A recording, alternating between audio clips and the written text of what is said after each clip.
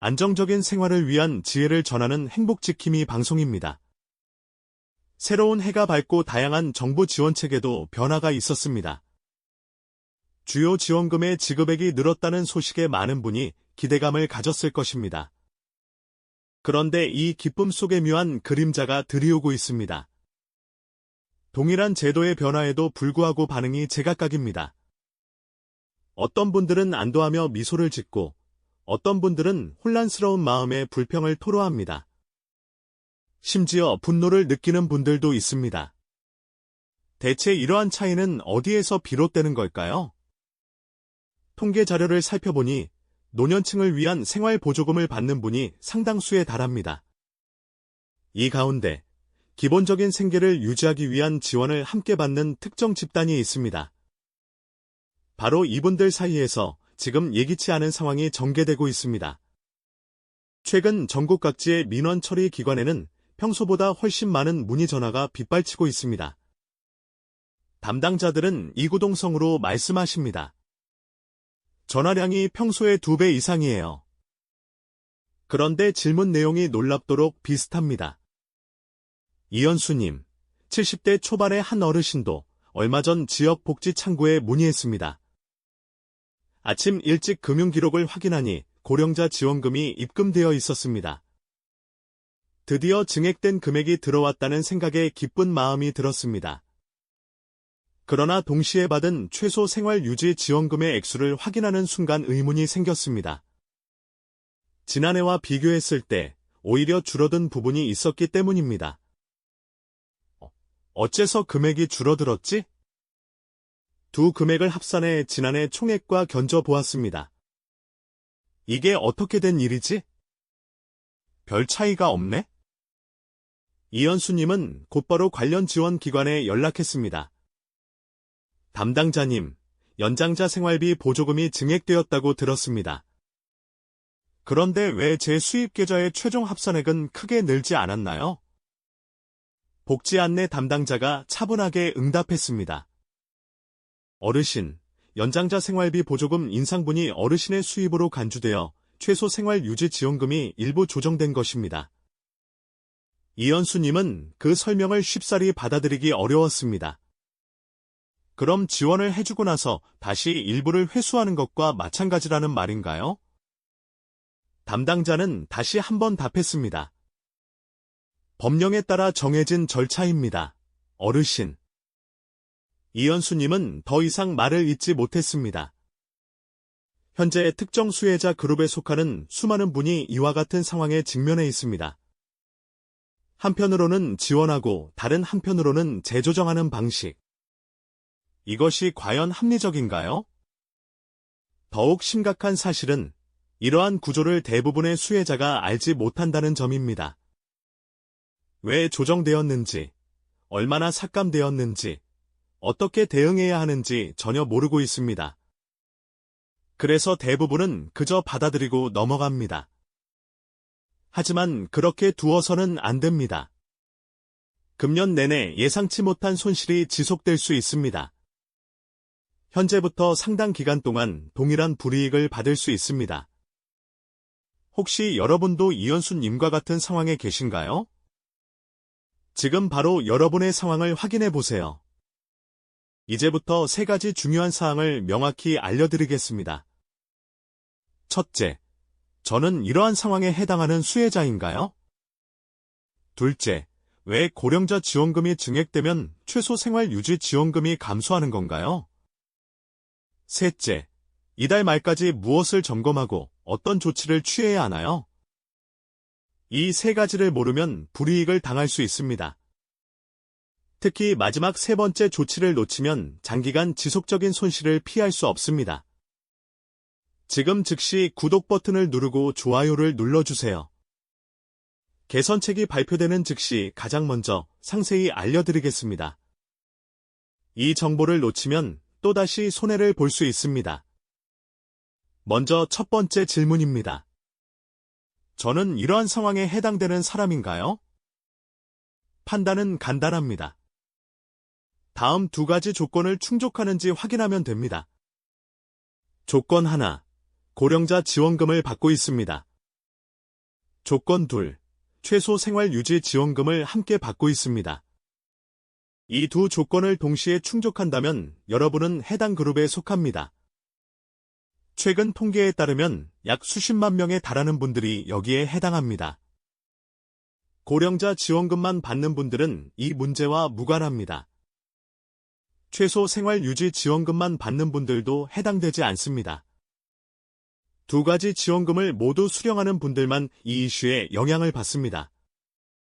그럼 제가 두 가지를 모두 받고 있는지 어떻게 확인할 수 있을까요? 확인 방법은 두 가지입니다.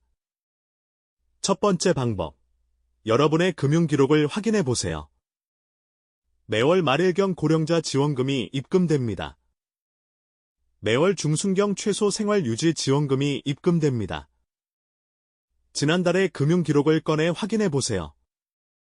지난달 중순에 최소 생활유지 지원금이 들어왔나요? 지난달 말일에 고령자 지원금이 들어왔나요? 두 가지 모두 입금되었다면 여러분은 해당 그룹에 속할 수 있습니다. 두 번째 방법, 지역복지창구에 전화하세요. 국번 없이 129번으로 전화하세요. 지금 바로 이 번호를 기억해 두세요. 129번으로 전화하면 복지 안내 담당자가 전화를 받습니다. 이렇게 문의해 보세요. 제가 고령자 지원금과 최소 생활유지 지원금을 모두 받고 있나요? 이 한 문장이면 충분합니다. 담당자가 즉시 여러분의 상황을 조회해 줍니다. 1분 이내에 확인이 가능합니다. 지금 바로 전화해 보세요. 단 1분 투자하여 본인의 상황을 정확히 아는 것이 매우 중요합니다. 해당 그룹에 속하는 분과 그렇지 않은 분의 가상 사례를 비교해 드리겠습니다. 첫 번째 가상 사례는 이현수 님입니다. 이현수 님은 고령자 지원금과 최소 생활유지 지원금을 모두 받습니다. 지난해 특정 달에 총 얼마를 수령했을까요? 고령자 지원금과 최소 생활유지 지원금을 합쳐 특정 금액을 받았습니다. 올해 첫 달에는 총 얼마를 수령했을까요? 고령자 지원금과 최소 생활유지 지원금을 더하여 또 다른 금액을 받았습니다. 최종 합산액은 얼마나 증가했습니까? 매우 적은 액수만이 증가했습니다. 고령자 지원금은 상당 부분 올랐는데 왜 총수령액은 예상보다 적게 증가했을까요? 이는 최소 생활유지 지원금이 일부 조정되었기 때문입니다. 고령자 지원금의 증액분만큼 최소 생활유지 지원금이 감소한 것입니다. 두 번째 가상 사례는 김정혜 님입니다. 김정혜 님은 고령자 지원금만 수령합니다. 최소 생활유지 지원금은 받지 않습니다. 지난해 특정 달에 얼마를 수령했을까요? 특정 금액을 받았습니다. 올해 첫 달에는 얼마를 수령했을까요? 작년보다 소폭 증가한 금액을 받았습니다. 이는 물가 상승률을 반영한 일반적인 인상분입니다. 김정혜 님은 고령자 지원금만 받으시므로 최소 생활유지 지원금 삭감과는 전혀 관련이 없습니다. 자, 요약해 드리겠습니다. 이현수 님은 고령자 지원금과 최소 생활유지 지원금을 동시에 받기 때문에 최소 생활유지 지원금이 일부 조정되었습니다. 고령자 지원금은 상당히 올랐으나 최소 생활유지 지원금이 조정되어 실제로는 소폭의 증가만을 경험했습니다. 김정혜 님은 고령자 지원금만 받으시므로 이러한 문제와 무관합니다. 일반적인 물가 상승률에 비례하여 약간의 인상분만 적용되었습니다. 여러분은 어떤 상황에 해당되시나요? 이현수 님과 같은 상황이신가요? 김정혜 님과 같은 상황이신가요? 지금 바로 확인해 보세요. 금융기록을 꺼내 지난달 중순과 말일의 내역을 확인하세요. 또는 지금 즉시 129번으로 전화하세요. 본인이 해당되는지 여부를 확인해 보세요. 그럼 이제부터 왜 이러한 현상이 발생하는지 명확히 설명해 드리겠습니다. 본인의 최소 생활유지 지원금이 조정될 수 있음을 확인하셨습니까? 그렇다면 이제 두 번째 질문입니다. 왜 고령자 지원금이 늘면 최소 생활유지 지원금이 감소하는 걸까요? 이는 국가법령에 의해 규정된 내용입니다. 국가사회보장기본법 시행령을 살펴보면 최소 생활유지 지원금 대상자 선정 시 수입 인정액을 산정할 때 고령자 지원금을 수입 항목에 포함하도록 명시되어 있습니다. 쉽게 풀이하면 이렇습니다. 고령자 지원금을 받게 되면 총 수입이 증가한 것으로 계산됩니다. 그리고 총 수입이 일정 수준 이상으로 늘어나면 최소 생활유지 지원금이 줄어들도록 되어 있습니다. 이것이 법령에 따른 구조입니다. 최소 생활유지 지원금 계산 방식을 살펴보겠습니다. 최소 생활유지 지원금은 기준 중위 소득의 특정 비율에서 본인의 수입 인정액을 공제하여 산출됩니다. 올해 1인 가구 기준 중위 소득의 해당 비율은 특정 금액입니다. 이 금액이 최소 생활유지 지원금의 최대 지급액입니다. 이연수님의 가상 사례로 계산해 보겠습니다. 이연수님의 수입 인정액은 특정 금액입니다. 이는 근로 수입이나 자산 환산액 등을 합산한 금액입니다. 지난해 계산입니다. 수입 인정액에 고령자 지원금을 더하면 총 수입 인정액이 나옵니다. 최소 생활유지 지원금은 최대 지급액에서 이 총 수입 인정액을 빼서 특정 금액이 나왔습니다. 총 수령액은 고령자 지원금과 최소 생활유지 지원금을 더해 특정 금액이었습니다. 올해 계산입니다. 수입 인정액에 고령자 지원금 증액분을 더하면 새로운 총 수입 인정액이 나옵니다. 최소 생활유지 지원금은 최대 지급액에서 이 새로운 총 수입 인정액을 빼서 다른 특정 금액이 산출됩니다. 총 수령액은 고령자 지원금과 최소 생활유지 지원금을 더해 다른 특정 금액이 됩니다. 결과를 비교해 보겠습니다. 고령자 지원금은 상당한 액수가 증가했습니다. 그런데 최소 생활유지 지원금은 소폭 감소했습니다. 실제 최종 증가액은 기대보다 적습니다. 왜 이런 현상이 발생하는 걸까요? 고령자 지원금의 증가분만큼이 여러분의 수입으로 평가되었기 때문입니다. 그 결과 최소 생활유지 지원금이 그만큼 줄어든 것입니다. 정리하자면 이렇습니다. 고령자 지원금이 증가하면 그 증가분만큼 소득이 늘어난 것으로 계산됩니다. 그러면 최소 생활유지 지원금이 감액됩니다. 이것이 바로 한쪽으로 주고 다른 한쪽으로 회수하는 듯한 복지체계의 한 단면입니다. 지원금이 크게 늘었다고 알려졌지만 실제로는 기대만큼의 증가는 아닐 수 있습니다. 혹시 불합리하다고 느끼시나요? 당연히 그렇게 느끼실 수 있습니다. 그럼 어떻게 대처해야 할까요? 지금부터 그 대응 방안을 알려드리겠습니다. 세 번째 대응 방안, 이달 말까지 무엇을 점검하고 어떤 조치를 취해야 하나요? 먼저 정부 발표 내용을 확인해 보겠습니다. 보건당국이 지난해 언급한 바 있습니다. 고령자 지원금 인상으로 인해 최소 생활유지 지원금이 조정되는 문제점을 인지하고 있습니다. 연말까지 개선책을 내놓겠다고 밝혔습니다. 이것이 공식적인 발표입니다. 하지만 여기에는 문제가 있습니다. 구체적인 내용은 아직 발표되지 않았습니다. 언제부터 개선될 것인지도 명확하지 않습니다. 연말이라고만 했을 뿐 정확한 시기는 알 수 없습니다. 그럼 우리는 어떻게 해야 할까요? 세 가지 대응 방안을 알려드립니다. 첫 번째 대응 방안, 최소 생활유지 지원금의 계산 근거를 요청하세요. 지역복지창구에 전화하세요.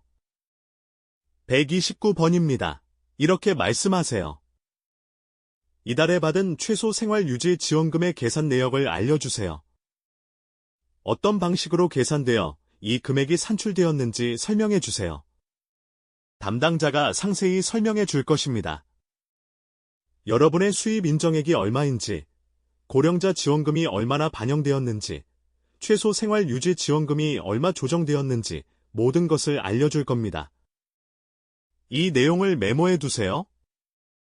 나중에 연말 개선안이 나왔을 때 현재의 금액과 비교하려면 이 정보가 정확히 필요합니다. 두 번째 대응 방안, 이달 말에 금융 기록을 다시 확인하세요. 고령자 지원금은 매월 말일경 입금됩니다. 이달 초에 들어온 것은 이달분 미리 지급된 것입니다. 이달 말에 최종 정산액이 다시 입금될 수도 있습니다. 혹시라도 조정된 내용이 있을 수 있으니 반드시 확인하세요. 금융기록 입금 내역을 사진으로 남겨두세요. 나중에 문제가 생길 경우 중요한 증거 자료가 될 수 있습니다. 세 번째 대응 방안, 여름 이후 다시 한번 확인하세요. 정부가 연말에 개선책을 발표하겠다고 했습니다. 아마 여름 이후쯤 발표될 가능성이 높습니다. 여름이 되면 최소 생활유지 지원 금액이 다시 조정될 수 있습니다.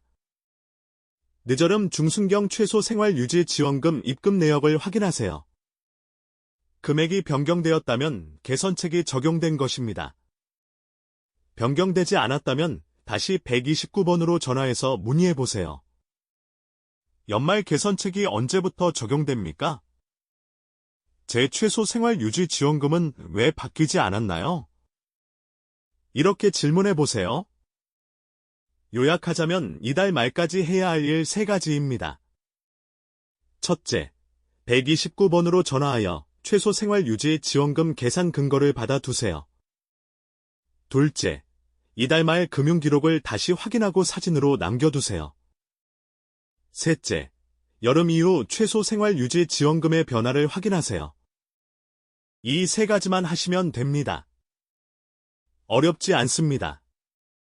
지금 당장 실행하세요. 미루면 잊어버리게 됩니다. 잊어버리면 손해를 볼 수 있습니다. 자, 여기까지가 최소 생활유지 지원금이 조정될 경우 사전에 대처하는 방법을 알려드렸습니다. 그런데 솔직히 말씀드리겠습니다. 고령자 지원금만으로는 생활하기 어렵습니다. 최소 생활유지 지원금을 합쳐도 넉넉한 수준은 아닙니다. 주거비, 식비, 의료비 등을 지출하고 나면 여유 자금이 거의 남지 않습니다. 여러분도 잘 알고 계실 것입니다. 그래서 지금부터 추가로 받을 수 있는 지원책을 알려드리겠습니다. 고령자 지원금과 중복해서 받을 수 있습니다. 최소 생활유지 지원금도 삭감되지 않습니다. 이 정보를 놓치면 정말 손해입니다. 지금부터 집중해 주세요. 첫 번째, 긴급하게 목돈이 필요하다면 노후 생활자금 대출 제도가 있습니다. 살다 보면 예기치 않게 큰돈이 필요할 때가 있죠. 갑작스러운 의료비, 전월세 보증금이 부족할 때, 자녀의 경조사를 도와야 할 때 등 이럴 때 어디에서 자금을 마련해야 할까요? 일반 은행은 금리가 높고 신용등급이 낮으면 대출이 어렵습니다. 자녀에게 손을 벌리는 것도 부담스럽습니다. 이럴 때 활용할 수 있는 것이 노후 생활자금 대출입니다. 조건이 간단합니다. 특정 노후 연금을 받고 계시다면 누구나 신청할 수 있습니다. 연간 연금액의 특정 배수까지 빌릴 수 있습니다. 최대 1,000만 원까지 가능합니다. 금리가 얼마나 되냐고요? 연 2%대 수준입니다. 일반 금융권보다 훨씬 저렴합니다. 신용카드 대출은 연 15%를 훌쩍 넘습니다. 하지만 이 대출은 2%대입니다. 상환 기간은 최대 5년입니다. 중도에 상환하더라도 수수료가 없습니다. 개인 신용 등급과는 무관합니다. 담보도 필요 없습니다. 그저 노후 연금을 수령하고 계시기만 하면 됩니다. 사용 용도는 제한되어 있습니다. 주거보증금, 의료비, 장례비, 재해복구비 등 긴급하고 필수적인 용도로만 사용 가능합니다. 여행이나 주식 투자 목적은 허용되지 않습니다. 신청은 관련 기관 지사를 방문하시거나 135번으로 전화하세요. 서류 절차도 간소합니다. 심사도 신속하게 진행됩니다. 일주일 안에 결과가 나옵니다. 실제 사례를 하나 말씀드릴게요. 70대 초반의 박미숙님은 배우자가 갑자기 수술을 받게 되어 긴급 의료비가 필요했습니다. 통장에는 여유 자금이 없었습니다.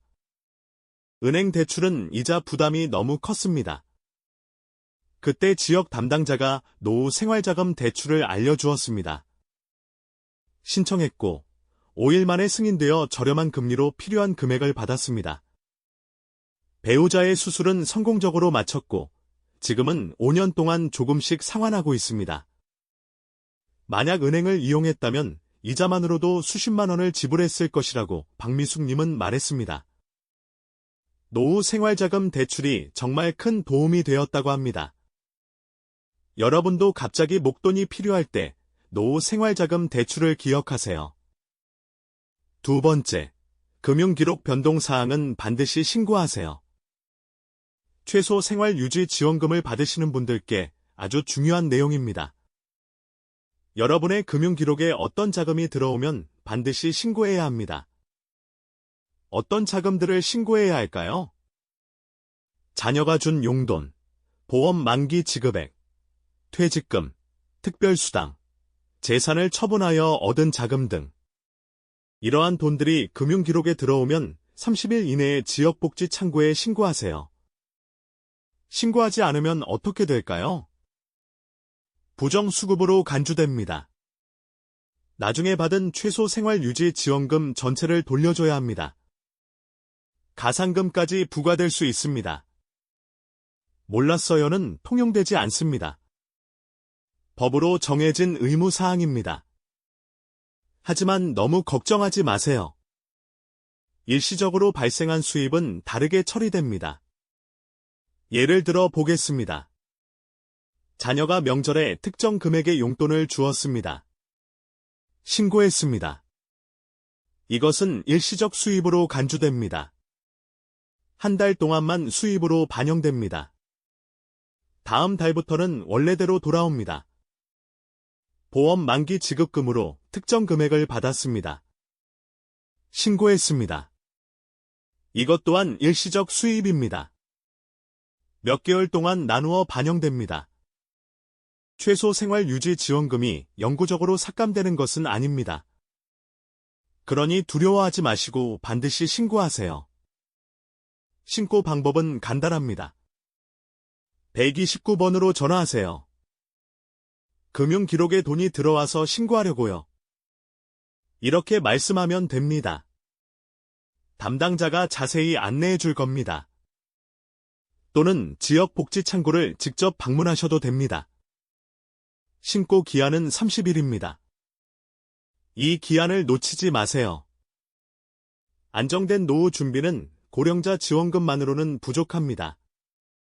첫째, 급하게 목돈이 필요하면 노후 생활자금 대출 최대 1,000만 원을 활용하세요. 둘째, 금융기록 변동사항은 30일 이내에 반드시 신고하세요.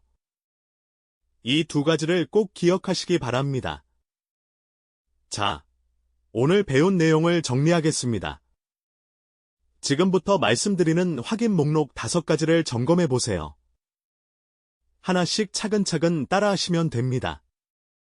첫 번째 확인 목록 129번으로 전화하세요. 국번 없이 129번입니다. 제가 고령자 지원금과 최소 생활유지 지원금을 모두 받고 있나요? 최소 생활유지 지원금의 계산 근거를 알려주세요. 이렇게 문의해 보세요. 담당자가 모든 것을 알려줄 겁니다. 메모해 두세요. 두 번째 확인 목록. 이달 중순 최소 생활유지 지원금을 확인하세요. 금융기록을 꺼내세요. 이달 중순에 최소 생활유지 지원금이 얼마 입금되었습니까? 지난해 특정 달 중순 금액과 비교해 보세요. 만약 줄었다면 여러분은 최소 생활유지 지원금이 조정되었을 가능성이 큽니다. 세 번째 확인 목록. 이달 말 고령자 지원금을 확인하세요. 이달 말에 고령자 지원금 최종 정산액이 입금될 수 있습니다. 혹시 조정사항이 있을 수 있으니 반드시 확인하세요. 네 번째 확인 목록. 지난해 총 수령액과 올해 총 수령액을 비교하세요. 지난해 특정 달 고령자 지원금에 최소 생활유지 지원금을 더한 총액. 올해 첫 달 고령자 지원금에 최소 생활유지 지원금을 더한 총액. 그 차이가 얼마나 됩니까? 만약 소액만 증가했다면 최소 생활유지 지원금이 조정된 것입니다. 다섯 번째 확인 목록. 여름 이후에 다시 한번 확인하세요. 정부가 연말까지 개선책을 발표한다고 했습니다. 늦여름 중순경 최소 생활유지 지원금을 확인하세요. 금액이 바뀌었다면 개선책이 적용된 것입니다. 변경되지 않았다면 129번으로 다시 전화하세요. 이 5가지만 확인하시면 됩니다. 어렵지 않습니다. 지금 바로 실행하세요. 핵심 요약 3가지를 말씀드립니다. 첫째, 고령자 지원금과 최소 생활유지 지원금을 함께 받는 수많은 분들은 일부 금액이 조정될 수 있습니다. 둘째, 고령자 지원금 증액분만큼 최소 생활유지 지원금이 감소하는 구조를 가지고 있습니다. 셋째, 지금 즉시 129번으로 전화하여 본인의 상황을 확인하세요. 이 3가지만 반드시 기억하세요. 그리고 정부가 연말까지 개선책을 발표하겠다고 했습니다. 아마 여름 이후쯤 발표될 겁니다. 개선책이 나오는 즉시 제가 가장 먼저 분석해서 알려드리겠습니다. 얼마나 개선되는지, 언제부터 적용되는지, 추가로 받을 수 있는 금액이 얼마인지 모두 알려드릴 겁니다. 구독하지 않으시면 이 중요한 정보를 놓칩니다. 놓치면 또다시 손해를 볼 수 있습니다. 지금 바로 눌러주세요. 그리고 이 영상을 주변 어르신들께 꼭 알려주세요. 휴대폰 메시지로 보내주세요. 모임에 가시면 이렇게 말씀해주세요. 어르신 지원금이 올랐다는데 최소 생활유지 지원금은 줄었는지 확인해보세요. 이렇게만 말씀해주세요. 많은 분들이 이 사실을 알지 못합니다. 그저 침묵하며 넘어가는 경우가 많습니다. 여러분이 직접 알려주세요. 함께 확인하고 함께 대응하면 정부도 변화를 시작할 것입니다. 우리의 목소리를 내야만 상황이 바뀝니다. 마지막으로 한 말씀 더 드리겠습니다. 고령자 지원금만으로는 충분하지 않다는 것을 잘 압니다. 최소 생활유지 지원금을 포함하더라도 한 달을 보내기 쉽지 않다는 것도 이해합니다. 그래도 받을 수 있는 모든 지원을 다 받으세요. 노후 생활자금 대출도 적극 활용하세요.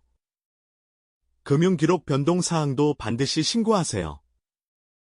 작은 지원금이라도 하나하나 꼼꼼히 챙겨야 합니다. 저 또한 계속해서 유익한 정보를 찾아 알려드리겠습니다. 여러분의 편안하고 안정적인 노후를 항상 응원합니다. 지금까지 행복지킴이 방송이었습니다. 감사합니다.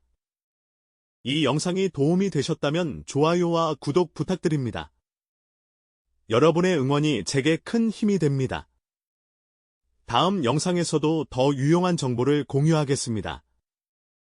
감사합니다.